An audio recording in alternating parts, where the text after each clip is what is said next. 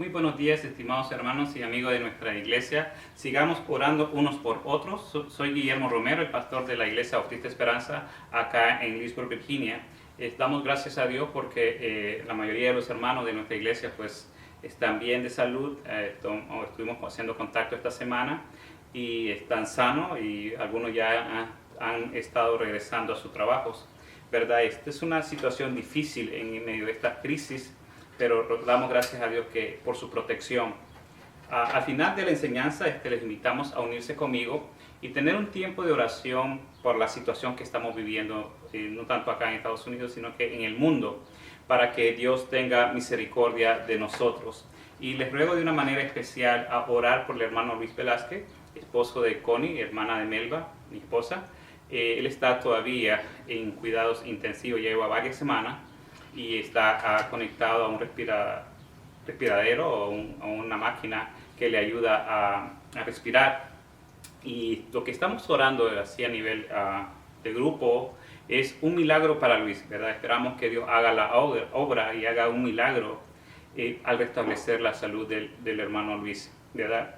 Y también quiero agradecer a mi hijo David por los videos y es mi productor en un sentido, y ahora simplemente él hace el set donde voy a enseñar, y doy gracias a Dios por él y por mis hijos también, que de una otra manera nos ayudan en el ministerio, por Mel, mi esposa, que igual es mi ayuda idónea en el ministerio. En esta mañana me gustaría hablar acerca de la fe y el ateo. La Biblia dice en Salmos 14.1, Salmos 14.1 dice el necio en su corazón, no hay Dios. Se han corrompido, hacen obras abominables, no hay quien haga el bien. Vamos a orar. Señor y Padre Santo, en esta mañana te rogamos para que tú nos guíes en esta enseñanza, que sea tú tocando los corazones, que sea tú hablándonos a nuestras vidas, Señor. Que tu palabra nos edifique, Señor, y nos ayude a comprender lo grande y maravilloso que tú eres, Señor. Te damos gracias en Cristo Jesús. Amén. Como dije al inicio, esta mañana vamos a estar hablando acerca de la fe y el ateo. Siempre jugamos con esta pregunta, siempre decimos, ¿quién fue primero, el huevo o la gallina? ¿Verdad? Y la respuesta está en Génesis capítulo 1, 20. Quisiera leerlo así rápidamente. Génesis capítulo 1, verso 20. Dice así, dijo Dios, produzcan las aves, seres vivientes y aves que vuelen sobre la tierra en la abierta expansión de los cielos. En otras palabras, Dios dijo que se produjeran las aves, no dijo que se produjeran los huevos, ¿verdad? Así que la respuesta está ahí en la Biblia. La gallina o el ave es primero que el huevo, ¿verdad? Si usted dice que cree que primero es la gallina, usted está creyendo en la creación de Dios. Si usted dice que primero es el huevo, entonces usted está creyendo en la teoría de la evolución, ¿verdad? O sea que la próxima vez que le hagan esa pregunta, usted sabe qué fue la primero, la gallina o el huevo. La gallina, ¿verdad? Y en esta mañana, como dije, queremos hablar acerca de la fe y el ateo. Si usted nos está viendo en esta mañana, yo le digo, si usted no cree en Dios, ¿verdad? Le respetamos su derecho, está en su derecho, estamos en América, usted es libre de pensar conforme su conveniencia, ¿verdad? Pero yo quisiera compartir algunas cosas en cuanto a esto. Cuando Melba y yo salimos a visitar, nos encontramos con personas que nos dicen, yo no creo en Dios, y nos regresan la invitación, nos regresan el tratado, ¿verdad? Pero cuando establecemos una conversación, nos damos cuenta que en el fondo de sus pensamientos, ellos creen en un Dios. Y lo que logro entender es que es una manera de decir, bueno, yo no quiero que me hables de la Biblia, no quiero hablar de Dios, ¿verdad? Y simplemente dicen, son ateos, pero en realidad no son ateos de convicción o de conocimiento pleno. En mi vida solamente una vez creo yo haber conocido a un ateo, ¿verdad? Creo que fue en los años 80, 84, 82, 83 por ahí. Cursaba el segundo o tercer año de economía en la Universidad Autónoma de Nicaragua. Creo que fue en el 83, 84. Y este profesor nos daba las clases, o nos impartía las clases de materialismo dialéctico y materialismo histórico. Y era ruso, había sido catedrático de una universidad de allá en Rusia, muy conocida, que se llamaba en aquellos años Patricio Lubumba, también conocida como la Universidad de Rusia de la Amistad de los Pueblos. Y había sido profesor en Alemania, en Francia, inclusive había escrito libros que eran usados como manual de textos en algunas universidades de Europa. Este hombre era bien preparado, en que en realidad en los 80 llegaron mucha gente de diferentes países, maestros, profesores, a enseñar en las escuelas y en las universidades, con tratar de ayudar a Nicaragua en esos inicios en los 80. Y este profesor tenía una dinámica muy buena, era muy bueno para las clases. Me acuerdo que usaba mucho la técnica del debate, simplemente no importaba el tema que era, comenzaba con el tema y comenzaba a discutir, y uno entre tanto de discusión, uno en momentos tomaba partido y sin darte cuenta ya estabas discutiendo o defendiendo tu tesis. Al final el profesor daba su opinión o hacía la conclusión de las ideas, y a la hora del examen pues esto era fácil, porque simplemente te acordabas, ¿de qué hablamos tal día? Y comenzabas y era fácil hacer el examen. Pero una de las cosas que él tenía, y a mí me molestaba mucho, es que atacaba la fe. En cualquier oportunidad hacía ataque a la fe de una manera cínica, sarcástica. Y en una ocasión él pidió un examen final, me acuerdo, él pidió que hiciéramos un ensayo, un ensayo de 10 páginas y que lo entregáramos, y ese iba a ser el examen final. Y a mí, yo no sé de dónde me salió la idea de hacer el ensayo acerca de la fe y el pensamiento humano. Ese era el tema. Y me acuerdo que escribí que para ser ateo se necesitaba fe. Pero él se burlaba en decir que nadie ha muerto y ha venido de más allá diciendo que Dios existe, ¿verdad? Pero en mi mente yo pensaba, tampoco nadie puede regresar de más allá para decir que Dios no existe. O sea que es 50 y 50% de chance, ¿verdad? Hice lo mejor del ensayo, dediqué tiempo, me acuerdo que inclusive lo di a revisar la ortografía y cosas así. A mi esposa, ella tenía buena letra porque era a mano que teníamos que entregarlo, me ayudó a escribirlo y yo esperaba sacar una buena nota, no tan buena por el tema, pero por lo menos aprobar la clase, algo que para mí no era de tanto interés, simplemente mi interés era pasar esa clase, ¿verdad? Pero cuando dio los resultados me aplazó, me acuerdo muy bien, 55 con un círculo y 2 rayitas así, ¿verdad? Y me aplazó y yo pues me molesté y le fui a reclamar, a pesar de que era un hombre muy preparado, era accesible y era bien humilde. Y le expliqué mis pensamientos acerca del ateísmo, ¿verdad? Que no es cuestión de solamente decir no creer en Dios, es algo más allá. Uno cree el concepto o los principios o las teorías, y se le requiere fe para creer en esas cosas. Pero yo no sé, en un momento de discusión se me vino la idea de hacerle esta pregunta. Le dije, ¿alguna vez en su vida no le llegó el pensamiento de la existencia de Dios? Y me acuerdo que él quedó un poco callado y me contestó, creo que una vez.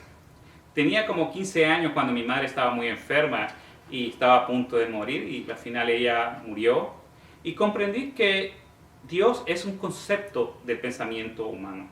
Al final me dio 65, según él, no es porque yo lo merecía o porque el ensayo estaba bien hecho, sino que por mi dedicación y mi convicción de mi fe. Pero esta fue la única vez que me he encontrado conversando con un verdadero ateo, ¿verdad? Con un ateo que realmente tiene convicción. Pero en realidad se requiere fe para no creer en Dios. El concepto de fe, según la Real Academia Española, dice que es el conjunto de creencias de una religión, conjunto de creencias de alguien o de un grupo o de una multitud de personas. Por ejemplo, podemos decir aquí la fe bautista, ¿verdad? Es el conjunto de creencias de lo que los bautistas creemos. También dice que es confianza o concepto de que se tiene a alguien. Por ejemplo, nosotros podemos tener fe en un médico, ¿verdad? Cuando nos atiende. También dice que la virtud teológica que consiste en la creencia de Dios. Ese es el concepto general, secular acerca de la fe. Pero a mí me llama la atención el concepto de la Biblia. Y quisiera que lo viéramos. La Biblia define la fe en Hebreos capítulo 11. Hebreos capítulo 11, la Biblia lo define de la siguiente manera. Y dice, es pues la fe, la certeza de lo que se espera, la convicción de lo que no se ve. Fíjense bien, es la fe, la certeza de lo que se espera, la convicción de lo que no se ve. Y el verso 6 dice, pero sin fe es imposible agradar a Dios, porque es necesario que el que se acerca a Dios crea que le hay y que es galardonador de los que le buscan. En otras palabras, la fe es la certeza, la seguridad que uno tiene en creer en Dios, sin verlo, esperando el más allá con una plena convicción.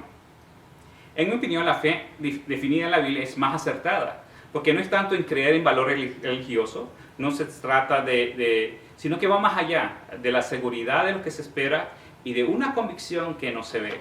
Y esa es la importancia de la fe. Ahora, sin fe no podemos agradar a Dios porque es la fe que permite acercarnos a Dios. Al que no se ve, la fe nos da esa convicción de entender nuestra vida que llevamos en esta tierra. Ahora, usted puede cantar en una iglesia, usted puede ofrendar, usted puede hacer muchas cosas. Pero recuerde, sin fe no puede agradar a Dios. Ahora, la fe y el ateo. Dice el diccionario que ateo viene de la palabra griega que significa sin Dios. La mayoría del tiempo, el ateo invierte tiempo, recursos, para tratar de demostrar la no existencia de Dios, que no existe. En otras palabras, trata de tratar de enfocarse, de negar algo que en su concepto personal no existe. Se dice que es una dualidad atacar a Dios con una contradicción adentro, intrínseca, porque atacar a algo que no existe según sus pensamientos filosóficos. En otras palabras, es atacar a Dios creyendo que no existe, ¿verdad? Y nadie puede tener más fe que un ateo en este aspecto. La materia, algunos dicen, la materia vino de la nada, sin ninguna fuerza externa para crearla. La vida surgió de la materia, sin que nadie la planificara. Y lo más grande, dice, los seres vivos evolucionan. De esta manera surgió el ser humano. En realidad, sí, creo que si hacemos un estudio físico, por decirlo así, el ser humano no ha cambiado en los últimos 2.000, 3.000 años. Tenemos 5 dedos, 2 ojos, 2 orejas, tenemos cabellos, huesos, ¿verdad? Y obviamente no ha habido un cambio, no hay un link que diga, o una unión, o algo que diga el hombre surgió de tal manera. Ahora, en la realidad científica se dice que en la naturaleza nada se crea, nada se pierde, tiende a conservar su estado en reposo o movimiento, a menos que una causa externa intervenga, que esta es la causa causa y efecto de Newton. En la teoría del Big Bang, muchos creen que hubo una masa, alguna explosión que se expandió y de sus partículas surgieron a los diferentes astros del universo. Pero volvemos a lo mismo. ¿Quién provocó ese efecto, esa causa? ¿Verdad? Y por el otro lado, decir que la materia es eterna. Ese es el concepto que tienen, que la materia es eterna, que no se destruye, sino que se transforma. Algunos historiadores o científicos dicen que es algo místico, porque sugiere que en un momento fue inmaterial, fue invisible, y si fue inmaterial e invisible no se puede cuantificar, y esto va en contra de la hipótesis materialista. En otras palabras, si decimos que la materia siempre ha existido, existió en la eternidad. Entonces, ¿y cómo fue la eternidad? O sea, son conceptos o respuestas que no podemos dar y volvemos a lo mismo, a una teoría, y es creer en esas teorías. Mi profesor decía, nadie ha venido del más allá a decir que Dios no existe, pero tampoco a la luz de la ciencia se puede explicar que Dios no existe. Son teorías y pensamientos que determinan que Dios no existe según en su campo filosófico, teorías, conceptos. Ahora, el ateo toma la decisión de creer en estas teorías, a depositar su fe, su convicción en aceptar esto. Ahora, recordemos, desde el punto de vista filosófico, 50% de chance de que Dios existe o que no existe. Ahora, el mundo no está dividido o no está separado entre creyentes y no creyentes, sino entre creyentes en Dios y creyentes en otra cosa.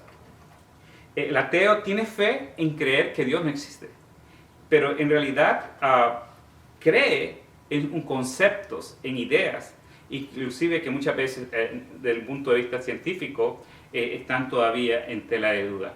Ahora, el hombre, en tercer lugar, el hombre viene con una fe natural en la búsqueda de Dios.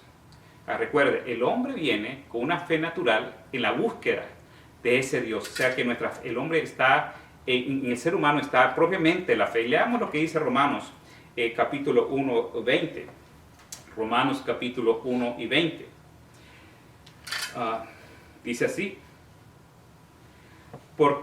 porque lo que es de Dios se conoce, es manifiesto, pues Dios se lo manifestó, porque las cosas invisibles de Él son eterno poder y deidad, se hacen claramente visibles de la creación del mundo, siendo entendidas por medio de las cosas hechas, de modo que no tienen excusa.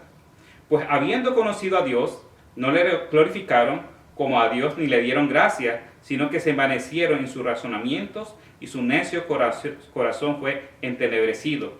Profesando ser sabios, se hicieron necios. Aquí Pablo nos enseña que el hombre, en su búsqueda de ese concepto de Dios, en vez de hacerse sabio, se hicieron necios. La naturaleza misma, la creación misma, nos demuestra que Dios es grande, Dios existe. Ahora, el hombre al nacer viene con esa necesidad, con esa búsqueda de Dios. Nunca es tan completo hasta que se tiene un encuentro personal con Dios. Usted puede tener un buen trabajo, puede tener dinero, puede tener una linda familia, pero si no tiene ese encuentro personal con Dios, se va a sentir incompleto. Porque venimos al mundo con una necesidad espiritual de tener una relación con Cristo. Y ese es el problema. Es por ello que en la antigüedad el hombre adoró al sol, a la luna, al viento, en esa búsqueda de tratar de llenar ese vacío de su alma. El apóstol Pablo lo expresa de la siguiente manera en Hechos, capítulo 17, Hechos 17, 24. Dice así: el Dios que hizo el mundo y todas las cosas que en él hay, siendo Señor del cielo y la tierra, no habita en templos hechos por manos humanas, ni es honrado por manos de hombre como si necesitase de algo, pues Él es quien a toda la vida y el aliento de todas las cosas. ¿Verdad? Y dice acá, el verso 26, y de una sangre ha hecho todo los linajes del hombre, para que habiten sobre la faz de la tierra, y le ha prefijado el orden de los tiempos y los límites de su habitación. Dice bien acá el verso 27, para que busquen a Dios, sin alguna manera palpando puedan hallarle, aunque ciertamente no está lejos de cada uno de nosotros.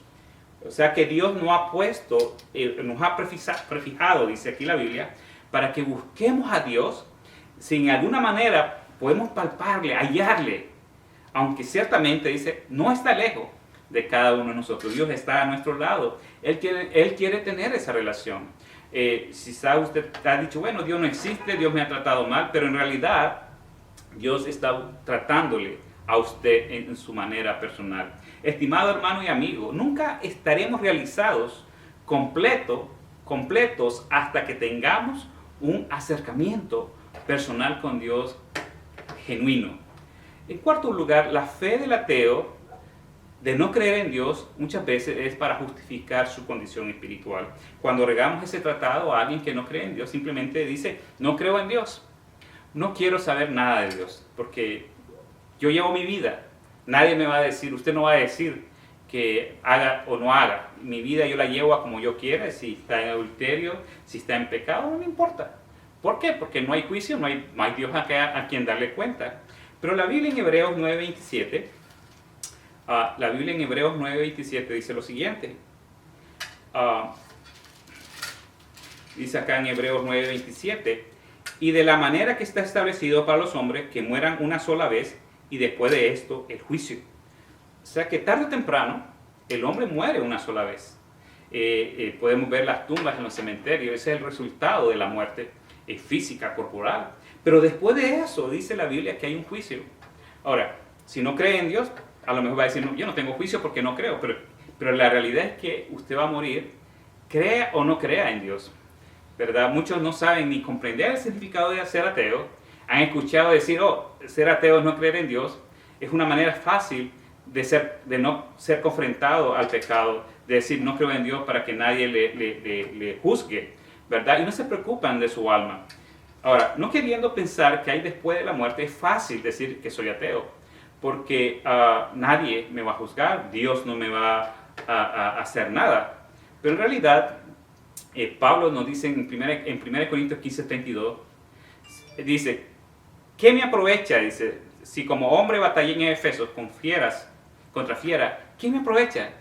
Y hay una frase muy conocida acá, si los muertos no resucitan, comamos y bebamos porque mañana moriremos. En otras palabras, si los muertos no resucitan, si no hay juicio después, si no hay nada que entregarle a Dios después que uno muere, se queda en la tierra, pues comamos y bebamos porque mañana moriremos. Es una frase ahí que mucho suena, pero en realidad la Biblia nos habla de algo más. Habla que sí va a haber un juicio, que sí va a haber una entrega del ser humano a dar cuentas a Dios, en otro sentido. Leamos Apocalipsis 20, Apocalipsis 20:12. Dice así, y vi a los muertos, grandes y pequeños, de pie ante Dios. Y los libros fueron abiertos, y otro libro fue abierto, el cual es el libro de la vida. Y fueron juzgados los muertos por las cosas que estaban escritas en los libros, según sus obras. Dice acá, y el mar entregó los muertos que habían en él, y la muerte y el Hades entregaron los muertos que había en ellos. Y fueron juzgados cada uno según sus obras. O sea, que vamos a ser juzgados. Dice, y la muerte y el Hades fueron lanzados al lago de fuego, y esta es la muerte segunda. O sea, hay una muerte espiritual, es una muerte física, es la primera muerte. La muerte segunda es cuando el hombre será echado al lago de fuego, al infierno, como decimos. Va a haber una separación eterna entre Dios y el hombre. Y dice, el que no se vio inscrito en el libro de la vida fue lanzado al lago de fuego. Si hay un juicio, si hay una entrega de cuentas a Dios. Usted dirá, usted no cree en Dios, está en su derecho. Pero en el fondo de su corazón, en su alma, quizás hay un pensamiento que le motiva a creer en Dios. El problema es de enfrentarlo. Porque en realidad dice usted, yo no quiero creer en Dios, porque yo no sé qué va a pasar. Y es fácil. Creo yo que es más fácil no creer en Dios que creer en Dios. Se requiere más fe creer en Dios y mucha fe en no creer en Dios. En el sentido de que, ¿cómo no creer en Dios? Con todo lo que vemos. Miren, hoy en día, con la pandemia, la gente está clamando a Dios. ¿Por qué? Porque el hombre no tiene respuesta. Con todos los avances científicos, hermanos, en los 20 años, 30 años, en las últimas décadas, la ciencia se ha aumentado en computadoras, en viajes al espacio, cosas así, tremendas, ¿verdad? Y a esta altura aparece un virus y el hombre se ve indefenso. Hay un Dios más grande, poderoso. Esto nos deja entender que por muy sabios que seamos, siempre necesitamos ver hacia Dios, hacia las alturas, y clamar y pedir bendición, pedir misericordia, ¿verdad? Y usted dirá en esta mañana, se habrá preguntado esto: ¿de dónde vengo? ¿A dónde voy? ¿Por qué estoy aquí en esta tierra? ¿Cuál es el sentido de todo esto? Son preguntas que usted debe contestar de manera personal. Le motivo a buscar de Dios mientras pueda ser hallado. Hoy es el tiempo aceptable. Y en conclusión, el ser ateo simplemente no solamente no creer en Dios, es tener fe en una doctrina, una enseñanza humana que dice que Dios no existe. Pero en realidad se requiere fe. El ateo tiene fe en una doctrina y en una enseñanza, igual como el cristiano tiene fe en un Dios que hizo los cielos y la tierra. Ahora, ¿le motiva a buscar de Dios? Hoy es el tiempo aceptable. La Biblia dice en Salmo 14:1, dice el necio en su corazón, no hay Dios. Se han corrompido, hacen obras abominables, no hay alguien que haga el bien. Es la naturaleza humana separarnos, de no querer de Dios. Y dice el hombre, el necio, no hay Dios. Quizás no es porque sea ignorante, no porque lo haga a propósito, sino porque es una fácil salida de no confrontar su situación espiritual, responder su vida, a sus preguntas. ¿Por qué estoy en esta tierra? ¿Hacia dónde voy? ¿Qué va a pasar cuando yo me muera? Son preguntas que el ser humano no quiere enfrentar, y es más fácil decir no creo en Dios. En 2 Corintios 6:2 dice, en tiempo aceptable te he oído, en día de salvación te he socorrido, he aquí ahora el tiempo aceptable, he aquí ahora el día de salvación. Hoy es el día aceptable. En esta mañana quizás usted dirá, bueno, yo he creído a Dios a mi manera. He ido a la iglesia cuando he podido, no he cortado nada del mundo, mis acciones siempre han sido las mismas. Pero hoy es el tiempo de confrontar su vida, de decir, bueno, ¿creo o no creo? Si creo en Dios, pues voy a seguirle. Si creo en Dios, un Dios todopoderoso, voy a servirle. La Biblia dice en Romanos 5:8, mas Dios muestra su amor para con nosotros, en que siendo aún pecadores, Cristo murió por nosotros. Imagínense, el amor de Dios expresado en Cristo. Él murió en la cruz por usted y por mí. Dios nos ama. Nadie puede negar que Cristo no existió en la tierra. Nadie puede negar que Cristo murió en la cruz del Calvario. Nadie puede negar históricamente que hubo un emperador romano, Pilato, que se lavó las manos al crucificar a Jesucristo. Nadie puede negar a un sacerdote que existió en la vida real, en la historia, llamado Caifás. Son hechos que no se pueden negar, son hechos históricos. Y por ello, nosotros creemos que realmente Cristo murió en la cruz. Ahora, Dios le ofrece a usted algo nuevo. Dice la Biblia en 1 Corintios 5:17, de modo que si alguno está en Cristo, nueva criatura es, las cosas viejas pasaron, he aquí, dice la Biblia, todas son hechas nuevas. Dios le está ofreciendo a usted en esta mañana borrón y cuenta nueva. Quizás usted se ha apartado de Dios. Quizás usted ha dicho, yo no quiero, yo creo en Dios a mi manera. A mí no me digan que vaya a un culto, a mí no me digan cantar, a mí no me digan ofrendar.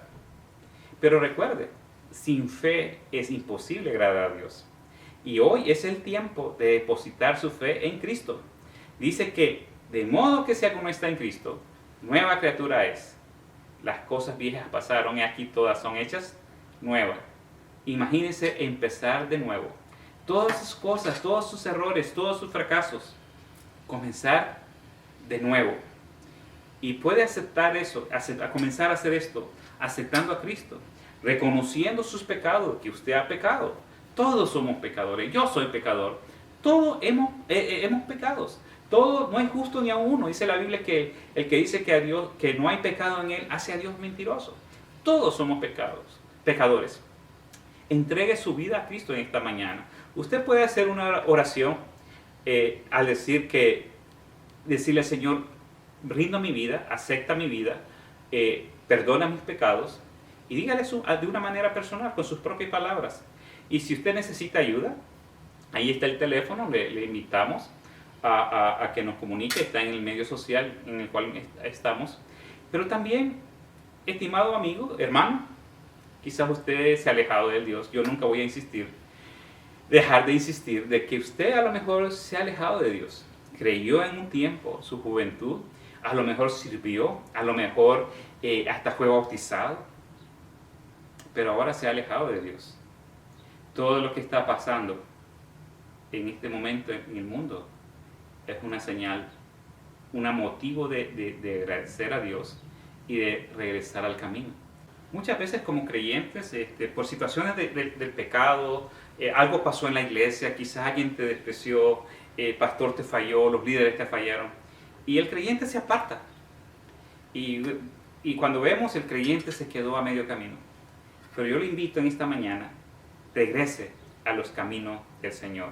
Hoy es el tiempo, búsquele, y Dios le va a ayudar. Arrepiéntese de su pecado, usted ya sabe lo que hay que hacer. Y dígale al Señor, aquí estoy, perdona mis pecados, y regrese, sirva en una iglesia, regrese, busque una iglesia donde pueda servir. Ahora bien, en este momento quisiera que nos acompañara a orar. Voy a concluir acá. Vamos a orar, y yo quisiera decirle que oren por mi cuñado, con cuño Lucho, no le decimos Lucho, Luis Velázquez. Él ha sido pastor, ha servido en diferentes misioneros, más que todo, ha servido en Costa Rica, Guatemala, Nicaragua, creo que ha estado en Perú también. Y es un siervo de Dios y necesita nuestras oraciones. Le ruego que oren por él, por el milagro para Luis. Y también oren por el hermano Mario, que él está con problemas del hígado. Hemos estado orando de un rato atrás con el hermano Mario Robles. Él está en tratamiento.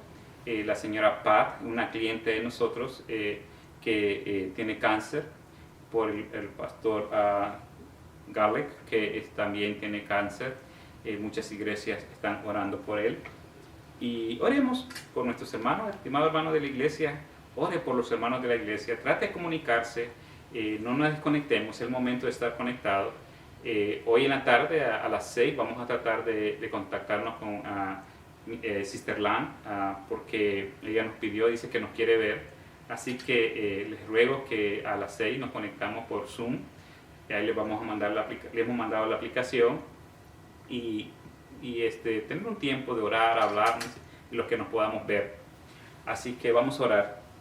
Señor y Padre Santo, muchas gracias. Venimos ante ti sobre todo para pedirte perdón. Perdona nuestros pecados, nuestras faltas. Te ruego, Señor, por el mundo.